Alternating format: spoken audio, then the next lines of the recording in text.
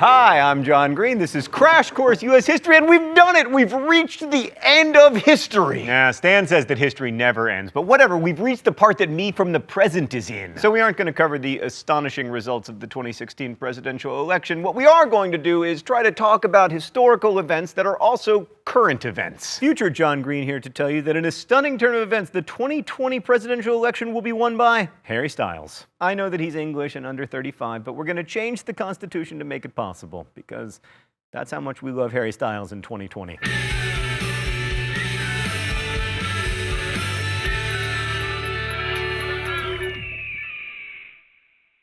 So when we last left George W. Bush, his approval rating was dropping to the lowest number in President of the United States approval rating history. And the U.S. was facing what turned out to be the second worst economic crisis in the past 150 years, a crisis that remains unnamed because we're kind of still in it. But I'd like to propose a couple names: the Wall Street Wamboozle, the financial fart storm. However, knowing historians, they will inevitably call it like the major recession of 2008 to 2012. Boo! So what caused the financial fart storm that began in late 2008? Well, it was a mixture of public and private activities that tilted towards short-term economic thinking, speculation, and irresponsible spending. First, there was the Federal Reserve's policies of keeping interest rates freakishly low in response to the 2001-2002 recession. Now, this worked, but the recession ended and interest rates stayed low. And this, combined with unscrupulous mortgage lenders, encouraged people to buy houses that they could not afford. In the early 2000s, many millions of Americans, including certain Crash Course U.S. history hosts, bought real estate assuming that its value would increase rapidly and forever, so that when you were unable to make payments, you'd just sell it, pay off the mortgage, and make a tidy profit. It turns out this was essentially a pyramid scheme, and my friends,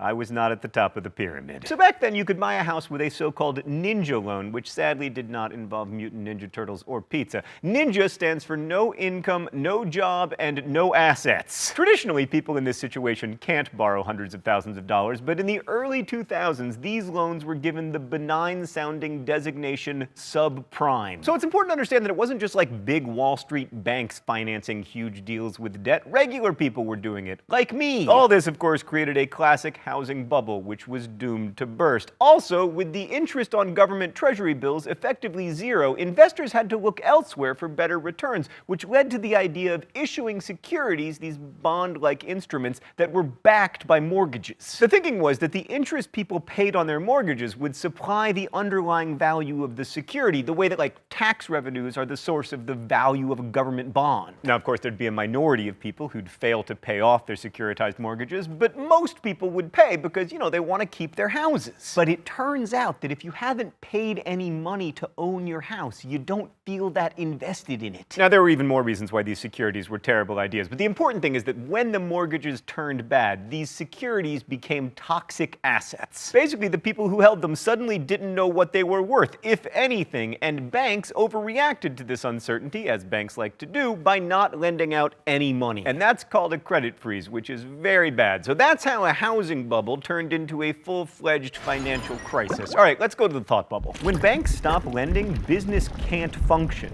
So the stock market collapsed, with the Dow Jones Industrial Average dropping from above 14,000 to around 8,000, which wiped out $7 trillion of shareholder wealth. And a majority of Americans had money invested in the stock market, much of it in the form of retirement funds. With it being harder to borrow money, Americans finally cut back on their spending, which resulted in many businesses failing. And by the end of 2008, 2.5 million jobs had been lost, many of which were in manufacturing and construction. And because those were both male-dominated fields, it led to another change. By mid-2009, more women than men held paying jobs for the first time in American history. In the last 3 months of 2008 and the first 3 months of 2009, our GDP dropped 6%, and world trade cratered, and that led to unemployment and misery worldwide. The event that triggered the chaos was the failure of the investment bank Lehman Brothers in September, just 2 months before the presidential election. The Bush administration tried to stop the damage by getting Congress to pass the Troubled Asset Relief Program, or TARP, which was basically a $700 billion bailout for banks like Citigroup and Bank of America, insurance companies like AIG, and mortgage insurers like Fannie Mae and Freddie Mac. Regular individuals also received TARPs, but they had to buy them, and they weren't as cool. Anyway, these bailouts were probably necessary to stop a complete failure of the financial system, but they were very unpopular. Most of the banks that received a rescue from the taxpayers didn't help the homeowners facing foreclosure, and despite receiving millions of federal dollars, AIG famously continued to pay huge bonuses to its top executives. Thanks, Thought Bubble. So, the end of the Bush years looked a lot like the end of the Hoover years. After a decade of Americans spending more money than they had, government taking a backseat to business interests, and deregulation of industries going hand in hand with increasing corruption, Barack Obama was faced with America's biggest economic challenge since the Great Depression. Oh, by the way, we got a new president, Barack Obama, who 50 years before his election couldn't have sat in the front of a bus in Alabama. So I know all the green parts of not America are mad at us for causing the great financial meltdown and whatever, and fair enough, but we do make some progress now and again. Barack Obama was young, he was relatively new on the national scene, and he represented change. He appealed to young people and minorities, and he harnessed the power of social media to communicate with supporters and get out the vote, and also raise tons of money. Also, he was on the cover of Us Weekly. You didn't see Martin Van Buren on the cover of Us Weekly. What's that? It didn't exist? Of course it existed. In 2008, Obama's election seemed like a political watershed, and not just because he was the first African-American president. He appeared to break Republicans' solid hold on the South. He won Virginia and North Carolina and Florida, and his supporters represented a coalition of African-Americans and Hispanics and white liberals, and especially young people. Oh, it's time for the open letter? I hope it's from that Us Weekly profile. The rules here are simple, he said for the final time. I'll tell you one thing that's going to change here at Crash Course. No more shock pens. I guess the author of the mystery document. If I'm wrong, I get shocked. All right, let's see what we got here today. For everywhere we look, there is work to be done. The state of our economy calls for action, bold and swift, and we will act, not only to create new jobs, but to lay a new foundation for growth. We will build the roads and bridges, the electric grids and digital lines that feed our commerce and bind us together. We'll restore science to its rightful place and wield technology's wonders to raise healthcare's quality and lower its cost. We will harness the sun and the winds and the soil to fuel our cars and run our factories. And we will transform our schools and colleges and universities to meet the demands of a new age. All this we can do, all this we will do. Speaking of things that we will do, I will get this right. It's Barack Obama's first inaugural. Ba-bam! No more shocks. The getting shocked part of my life has come to an end. Hopefully in Crash Course Literature, when I get things right, I'll get a puppy, and when I get things wrong, I'll get a rainbow. Stan says that my only reward is not being punished. So Obama promised to change the culture of Washington. He would end partisan squabbling. Sorry, I couldn't even get through that sentence. To be fair, he did end the squabbling. It became full-blown yelling. He also wanted a foreign policy based on diplomacy. He wanted to reduce inequality and increase access to healthcare. He wanted to curb greed and irresponsibility that had helped bring on the economic crisis, and he wanted to end the Bush tax cuts. He also wanted to end the wars in Iraq and Afghanistan, and, as critics mocked, reverse global warming.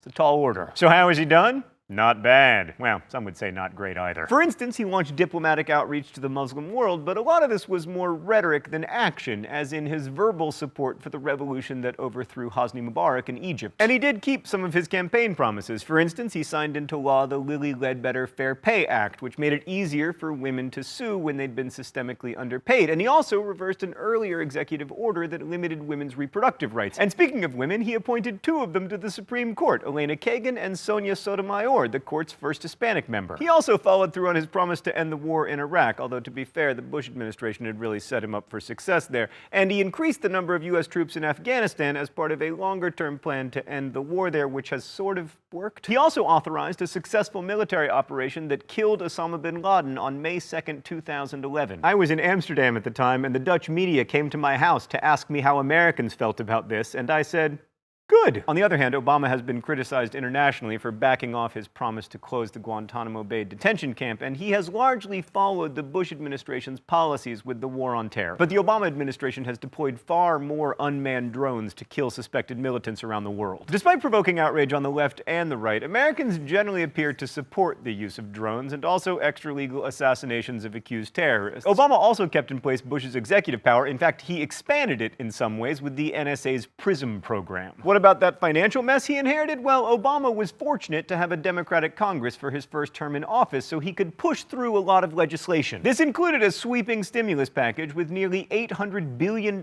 in new spending, most of it on infrastructure, that was signed into law on February 17, 2009, just 28 days into Obama's presidency. In the end, the Recovery Act cost $787 billion, more than the government had spent on a package of programs ever, like more than the Great Society, more than the New Deal. Did it work? Well, it depends on who you ask. Among 9 large studies, 6 found that the stimulus did have a positive effect on growth and employment. 3 found that it had little or no effect, and economists are equally divided. The stimulus is estimated to have saved about 3 million jobs, but it also increased the deficit quite a bit. So liberal economists see America's current 7% unemployment rate as evidence that the stimulus's Keynesian policies should have gone further, while conservatives say that the stimulus exploded the federal deficit and debt. Regardless, the recovery for the past few years has been steady, but quite slow. Lastly, let's turn to Obama's signature policy proposal, the Affordable Care Act, better known as Obamacare. The Affordable Care Act is arguably the most significant piece of social legislation since Medicare, and it seeks to move the United States into the ranks of countries with universal health care, a list that includes every industrialized nation on Earth. We're number 1 among countries that don't have universal health care. So Obamacare aims to reduce the number of Americans without health insurance by making it easier and less expensive for the uninsured to buy it privately. It's not a government insurance plan, but the government will subsidize those who can't afford insurance. That's going to be expensive, but fortunately, our healthcare system is so astonishingly inefficient that there are lots of places to save money, and the Congressional Budget Office at least thinks that it's going to be a wash. But controversially, the Act's insurance mandate means that if you don't have insurance from your employer, you must buy it, or else you have to pay a penalty. In 2012, the core of the law was upheld by the Supreme Court when they ruled that this was a constitutional use of the government's taxing power. As for Obama's success at ending partisan politics, not one congressional Republican voted for Obamacare, and many used it to campaign against Democrats in the 2010 midterm elections. And while the success of the Affordable Care Act won't be able to be determined for many years, there was a huge backlash against both Obama and his policies on Facebook and Twitter, and also the mysterious world of not the internet. One of these responses was the Tea Party, a reference to the Boston Tea Party and an acronym for Taxed Enough Already. For the record, I just want to say that the vast majority of Americans' taxes are lower now than they have been at any point in the last 100 years. But the Tea Party is also very concerned that deficits are out of control and that rising government spending is going to ruin America. Bolstered by 80 or so new Tea Party congresspeople, the Republicans took control of the House in 2010, and John, it's pronounced Boehner, became the Speaker of the House. All these Tea Party freshmen took their mandate to cut taxes and reduce spending very seriously, and that made it difficult for Boehner to compromise with the Obama administration. Over in the Senate, Democrats held a slim majority, but because of the filibuster, needed 60 votes to do anything, which made them look very dysfunctional. In fact, the 111th Congress was one of the least productive in American history. Obama was re-elected president in 2012, the Republicans continued to control the House, the Democrats continued to have a slim majority in the Senate, and now America is facing something of a political crisis. Unwillingness to compromise has precipitated a series of mini fiscal crises over things like the budget and raising the debt ceiling, things that Congress used to be able to hash out back when their business was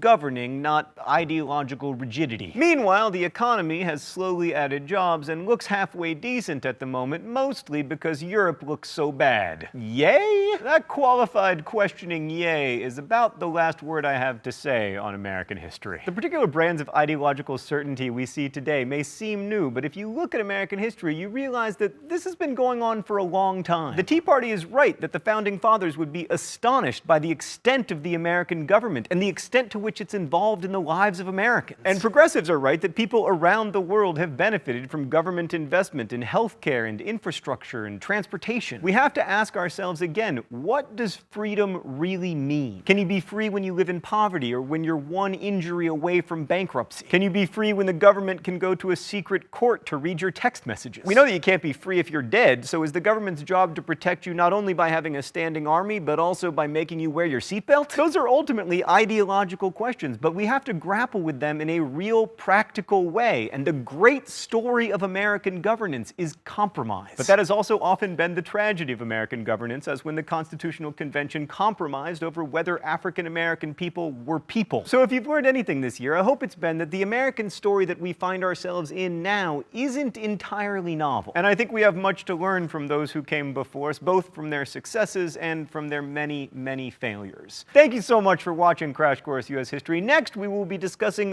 literature. Your first reading assignment, The Odyssey. It's a great book. I promise. You're gonna like it. Thanks again for watching. I'll see you then. Crash Course U.S. History is made with the help of all of these nice people, and it exists because of your continuing support through Subbable.com. There's a link right there that you can click to go voluntarily subscribe to Crash Course and keep this show, rolling. Thank you so much to everyone who has watched and supported the show the last 2 years. I'm wearing the same shirt that I wore at the first episode of Crash Course World History to celebrate 2 successful years of teaching history. This has been one of the great professional joys of my life, and I'm so grateful to everyone who's helped make the show and to everyone who's watched it. You can find a full list of your reading for Crash Course Literature in the doobly-doo. Thank you again for watching. As we say in my hometown, don't forget to be awesome.